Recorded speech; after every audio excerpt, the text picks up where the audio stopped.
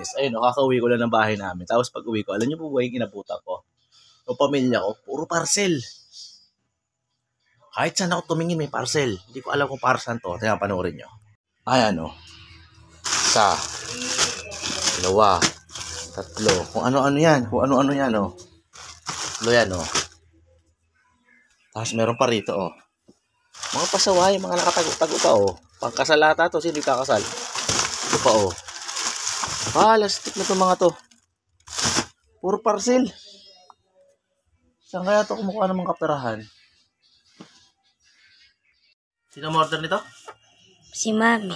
Ano daw to? Kutsilyo. Flash nakalagay. Baka flashlight to.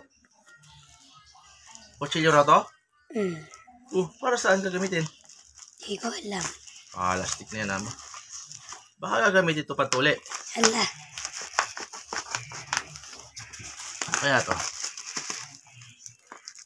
Kung ano-ano mga ino-order nyo. Ang ahit to eh. Ayan o. Walang kwenta tong ano natin. Dapat ang in-order nyo gunting. Ayaw tumalab eh oh.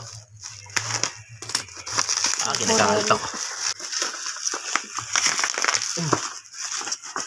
May kupit ka pandos oh. May laman dos. Ayan. So ang nakalagay rito ay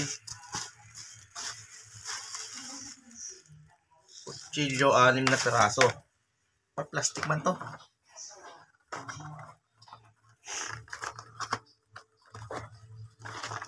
Ano ba ito ba? Diyan ka tumingin. Ay, kutsilyo nga. Wala man to. Tingnan mo, kukunan mo, i-ano mo rito sa akin. Kids. Huwag kayong gagamit ito ha. Ito diyo. Ha? Pang matanda lang to. So tingnan nyo oh. Wala man siya talim oh. Ito di meron. Ito ang matalim. Tas Iba-iba sila ng gamit. Matalim. ito.